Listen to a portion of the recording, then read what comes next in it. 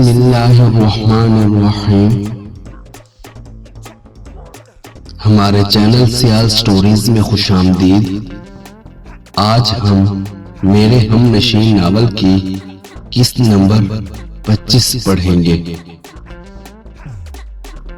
अच्छा, मेरी बेटी आइसक्रीम खाएगी, नवीदा को आ लेने दो, अभी वो स्कूल से आ जाएगी तो मैं आप दोनों को आइसक्रीम ला दूंगा।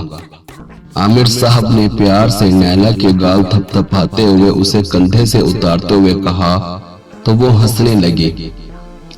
अभी चंद मिनट ही नहीं गुजरे थे कि नवीदा के स्कूल वैन ने हॉर्न दिया। लो नवीदा बेटी आ गई, अब मुझे तुम दोनों को वादे के मुताबिक आइसक्रीम लाकर देनी होगी। आमिर साहब ने दोबारा नैला को कंधे पर उठा लिया। आप ही जल्दी करो, आज बाबा जान हम दोनों को आइसक्रीम लाकर देंगे। नवीदा अभी घर में दाखिल हो ही नहीं थी कि नैला ने जोर से कहा। ये सुनकर नवीदा भी खुश हो गई। आइसक्रीम दोनों बहुत शौक से खाती थी। फिर आमिर साहब ने उन दोनों को आइसक्रीम लाकर दी तो दोनों मजे से खाने लगी। नैला सोई हुई हालत में ये सब सोचते हुए मुस्कुरा रही थी। उनके वालिद अपनी बेटियों से कितना प्यार करते थे। इफत बेगम तो बाज दफा कह बैठती थी कि अल्लाह उन्हें एक बेटा तो देता, मगर आमिर साहब ने कभी नहीं कहा। वो अपनी बेटियों को ही अपना बेटा और अपने दोनों बाजू समझते थे। नैला को भी अपने वालिद से बहुत मोहब्बत थी, इसलिए वो ये सोच भी नहीं सकती थी कि उनका सर कभी झुके। वो अल्लाह ताला से अपने बेगुनाह होने की मुसलसल दुआएं करती रहती थी। थोड़ी देर बाद नवीदा भी अपने मेके आ गई। वो नैला की तबीयत देखकर बहुत अफसुर्दा थी।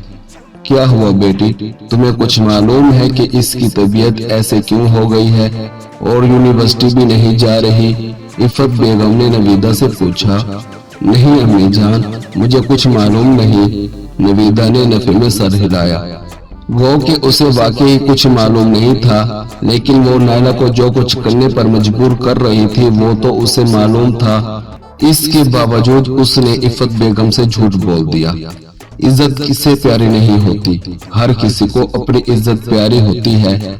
नवीदा को भी अपनी इज्जत प्यारी थी, इसलिए उसने वो सब नहीं बताया जिस काम को करने के लिए उसने नैला को उकसाया था। घर आकर नवीदा ने फिर किरण का नंबर डायल किया। किरण का नंबर अब भी बंद जा रहा था। वो झंझला कर रह गई। वो ये तो समझ चुकी थी कि मामला कुछ और है, मगर वो मामला क्या है ये न जान सकी। सुबह जब रिहान की आंख खुली तो सजावल को देखा। वो बेसुध पड़ा हुआ था, शदीद बुखार से वो तप रहा था। रिहान उसकी हालत देखकर घबरा गया। एक तो ये नवाबजादा बीमार भी जल्दी हो जाता है, रिहान ने दिल में सोचा। इस दौरान सजावल की भी आंख खुल चुकी थी। वो बहुत नकाहत महसूस कर रहा था। हो गई ना तबीयत खराब, पता नहीं किन सोचों में पड़ चुके हो, रिहान उससे शिकवा कर रहा था। चल जल्दी कर, तुझे अस्पताल ले चलता हूँ, डॉक्टर साहब चेकअप करेंगे तो आराम आ जाएगा। वो सजावल को लेकर अस्पताल की तरफ चल दिया। अस्पताल में दाखिल होते ही वो दोनों ठिठक गए।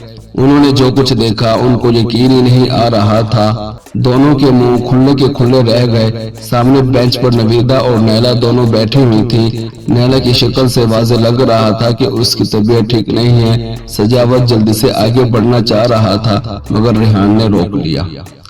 आगे क्या हुआ ये जानने के लिए अगली किस्त का इंतजार करें।